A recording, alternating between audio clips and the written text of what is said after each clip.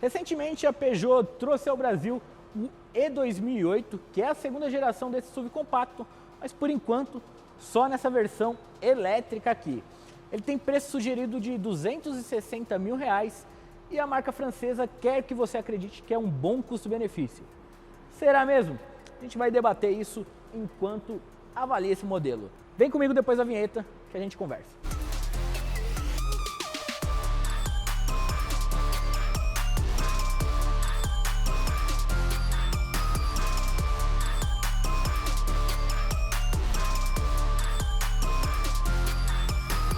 Esse é o Mob Avalia Quadra aqui no canal da Mob Auto, onde a gente fica com os carros aí uma semana pelo menos. Nesse caso a gente passou 15 dias com esse carro por conta do fim do ano e tudo mais. Então eu tenho muita coisa para falar para vocês. Diferente do que vocês estão acostumados, não teremos nota porque o segmento de elétricos está incipiente ainda. Então pelos 260 mil você consegue hatch, você consegue SUV, você consegue um monte de coisa, ainda não dá para determinar bem as categorias. E se você ainda não é inscrito no canal da Mob Auto, aproveite esse momento para se inscrever, deixar o seu like e manda aí alguma dúvida que você tenha que a gente tá de olho. Agora, bora conhecer o Peugeot E2008. Bom, vamos começar com o visual do E2008 nessa cor laranja bem chamativa, mas a linguagem de design já é um pouco familiar pra gente, porque lembra bastante o 208, faróis em LED aqui com 3 garras, o dente de sabre para fazer a luz diurna. A seta poderia ser aqui, mas é aqui em cima. A grande novidade é essa grade que tem esse efeito laranja aqui também, pedaços laranja, para fazer um degradê e dar um efeito visual mais interessante. Lembrando que é parcialmente fechada porque é um carro elétrico, não precisa tanto de entrada de ar. Vamos falar da lateral. Bom, mágicas da edição, já estamos aqui com a lateral do Peugeot E2008. Rodas de 18 polegadas com acabamento diamantado e ela é um pouco mais fechada para melhorar a aerodinâmica.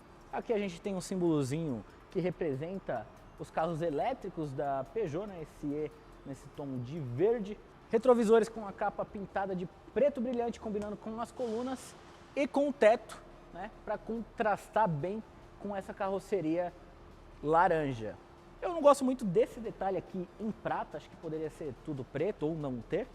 Mas o que é mais curioso na lateral do E2008 são esses vincos aqui formando uma espécie de trapézio, diamante, não sei, para reforçar a altura do carro, né? Te dá a impressão que é um carro um pouco mais alto, porque aqui fica um tanto quanto abaloado. Agora vamos falar lá da traseira.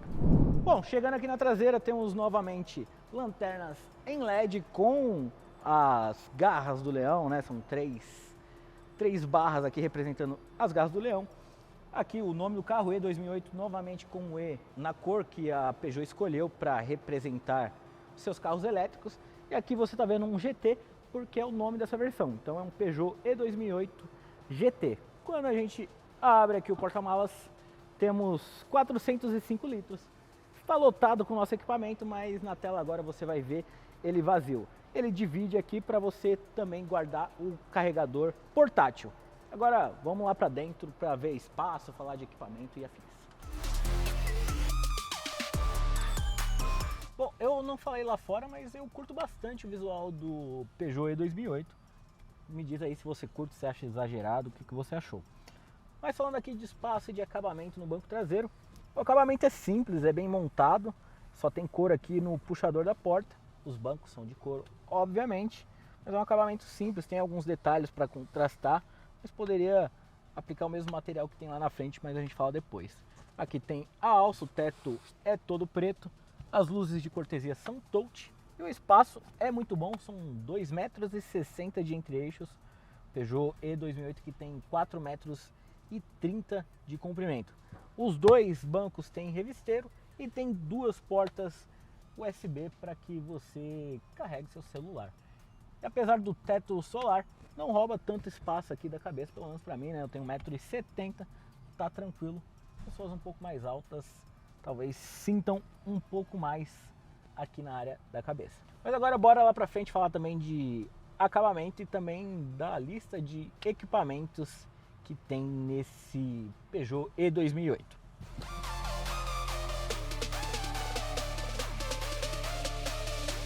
Quando a gente chega aqui na dianteira do Peugeot E2008, o acabamento muda bastante, que você tem material macio ao toque aqui no painel inteiro, nessa porção da porta. Só não tem na parte inferior da porta, e aqui também tem couro. Os Peugeots vocês já estão acostumados, tem esse sistema iCockpit da parte do motorista aqui, né? Um volante menor, você enxerga o cluster por cima da base aqui superior do volante, então é fácil de se achar.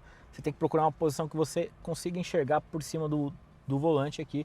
Nesse caso eu precisei subir um pouco o banco, baixar um pouco o volante, mas é fácil de se ajustar porque tem ajuste de profundidade, de altura, então não é difícil. Fica devendo um ajuste elétrico do banco, porque 260 mil reais, né? Puxa um pouquinho, então podia ser um ajuste elétrico. Falando do cluster, ele tem funções bem legais. Tem aqui o mapa de navegação, tem de condução para que você fique de olho ali no ACC e afins. Tem os visores, tem uma série de telas aqui que estão aparecendo aí para vocês. Energia e afins. E o mais legal de tudo é que ele tem um efeito 3D, são duas telas ali sobrepostas.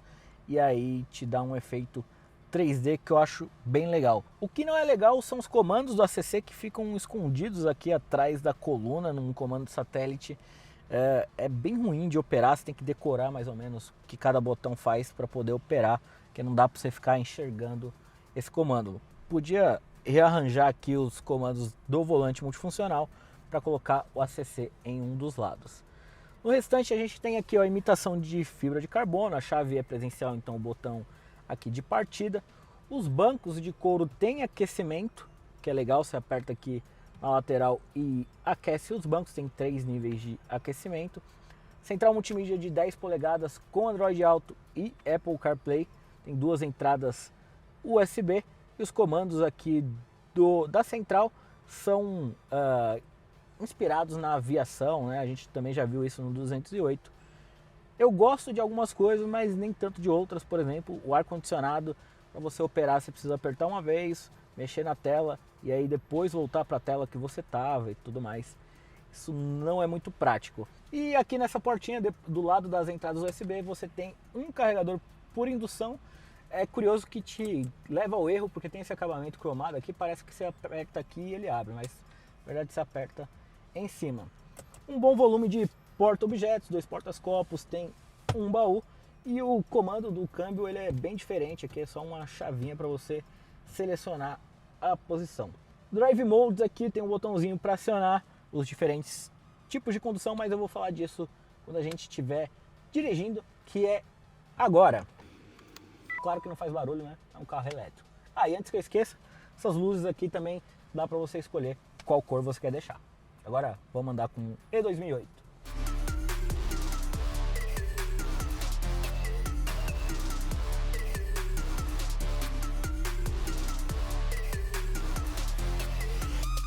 Bom, agora finalmente bora dar um rolê aqui com o E2008.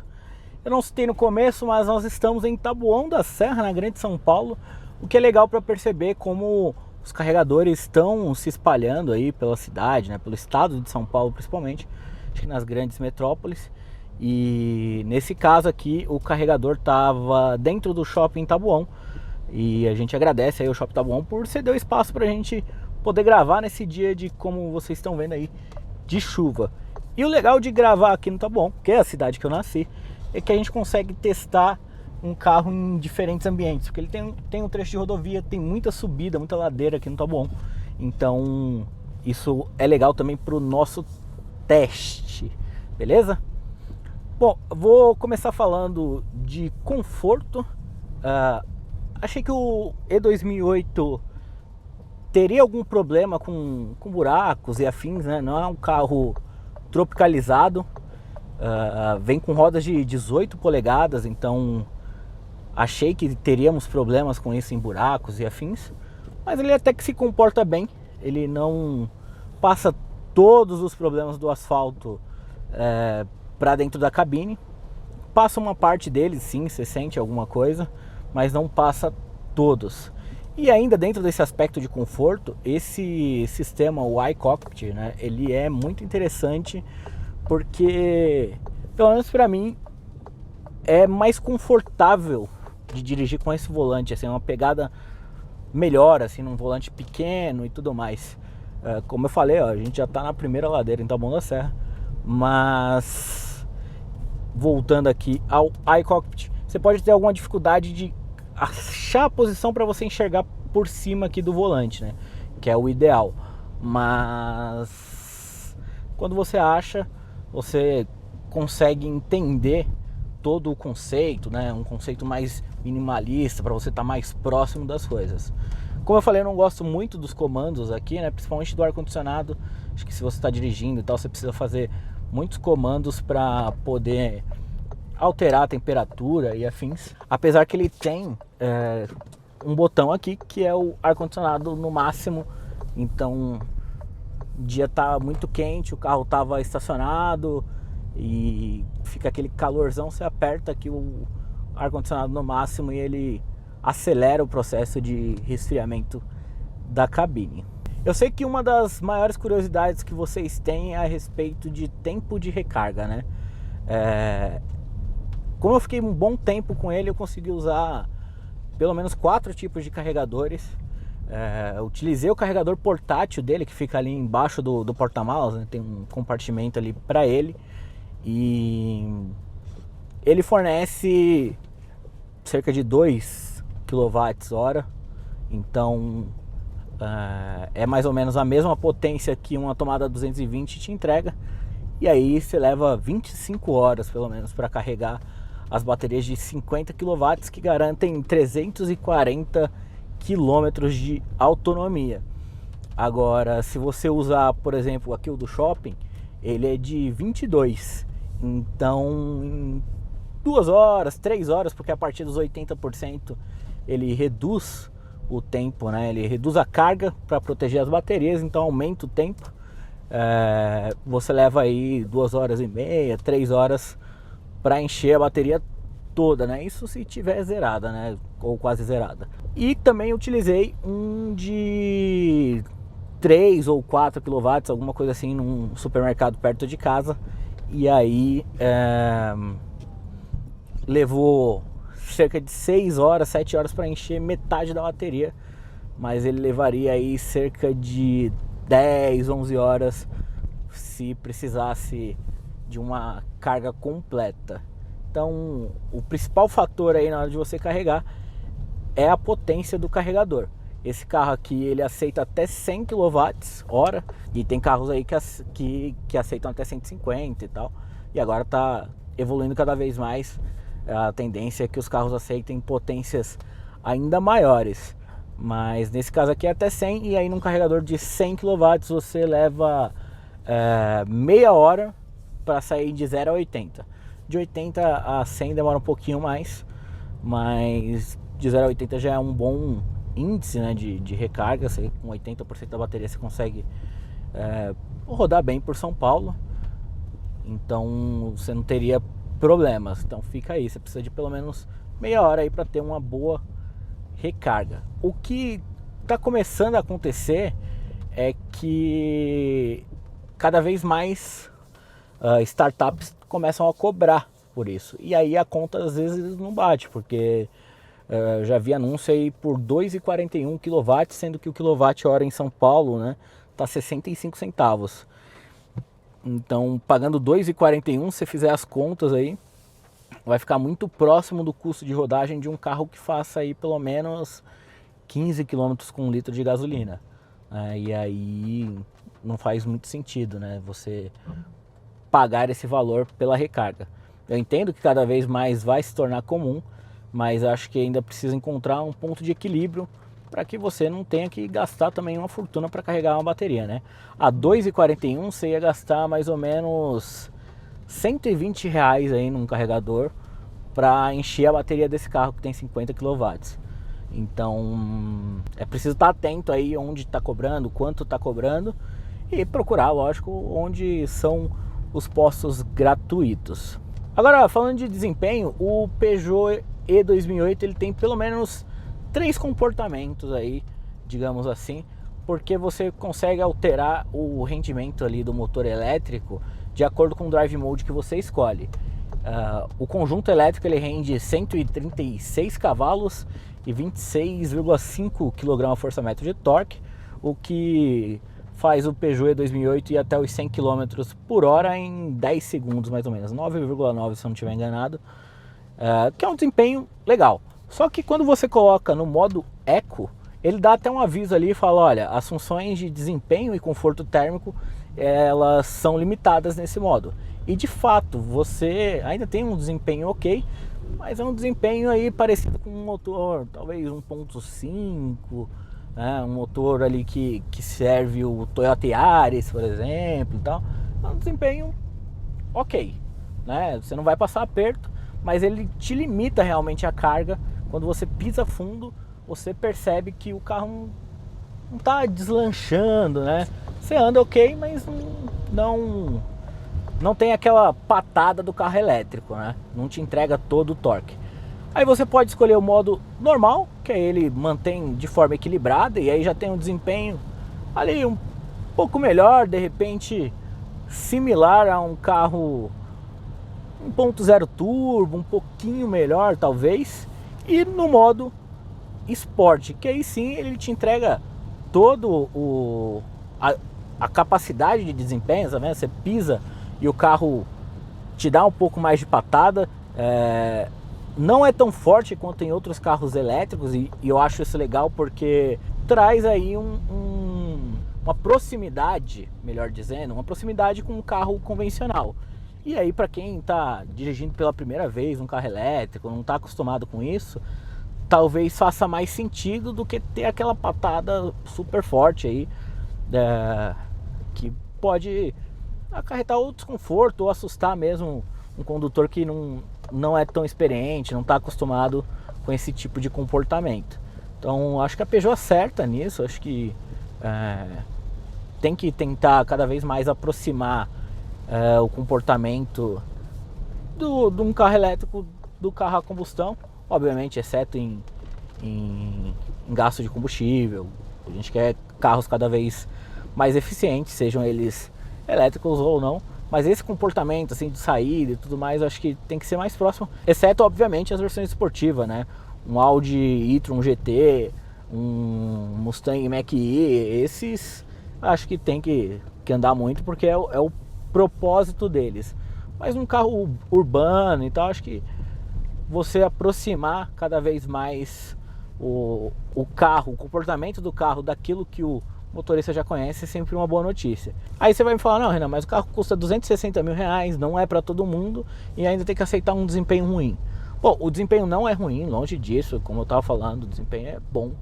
Estão aqui subindo a ladeira, tá no modo esporte, eu posso mudar pro normal, posso mudar pro eco, que ele vai continuar subindo numa boa, não vou ter nenhum tipo de problema.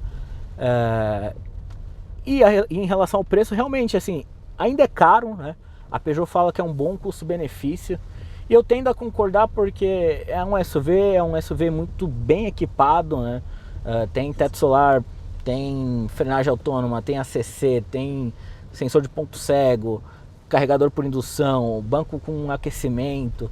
É um carro realmente muito bem equipado, tem tudo que você precisa. A autonomia poderia ser um pouco melhor, 340 km.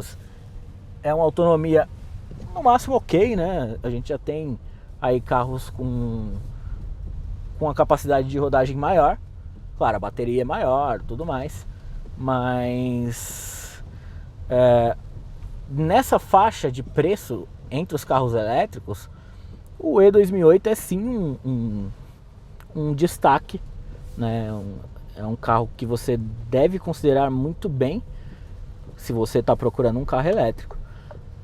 Acho que o grande concorrente dele que vai chegar esse ano pelo mesmo preço é o BYD U1 Plus, que é também um SUV compacto e, salvo engano, vai ter mais de 400 km de autonomia. Então já é um concorrente mais forte e aí sim é uma briga que eu acho que talvez o E2008 não ganhe. Mas nessa faixa de preço você tem também Zoe, você tem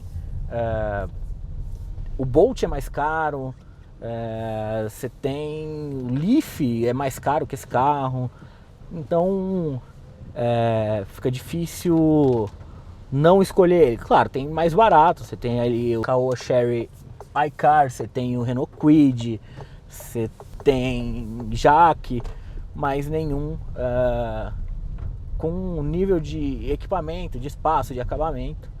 Talvez o Jaque EJS4, né, que é o SUV médio, mas eu não sei quanto ele está custando nesse momento. Vou colocar aqui no lettering. Talvez seja um concorrente de peso, só que aí tem aquela questão de ser um Jaque, né? As pessoas ainda possuem certos preconceitos, e a Peugeot até sofre de preconceito também, mas não é tão forte assim quanto com a Jaque, né? Então talvez a briga grande seja aí com o BYD de fato. Por fim, para finalizar aí o papo sobre o E2008, caso você queira experimentar esse carro, né, a Peugeot tem uma iniciativa aí de aluguel, tanto pelo Flua, que é a assinatura mensal, e aí você precisa fazer um plano anual e tudo mais, como agora ela está instalando alguns pontos de car sharing em São Paulo, né, ainda só em São Paulo, mas pretende ampliar, e salvo engano você paga R$ 72 por hora. É uma experiência bacana, né? Você vai poder dirigir um carro elétrico e tudo mais. Então, se tiver curiosidade, se apaixonado por carro e quer conhecer um carro elétrico, essa é uma boa oportunidade também. Certo? Acho que eu não deixei de falar nada. Se eu deixei, você manda aí nos comentários que eu vou estar de olho, vou responder todos vocês. Nas nossas redes sociais tá saindo muito conteúdo sobre esse carro, sobre carro elétrico, tirando as dúvidas da galera, falando sobre choque em carro elétrico, falando sobre alagamento, né? Um carro elétrico pode passar no alagamento, não pode, como que funciona toda essa questão.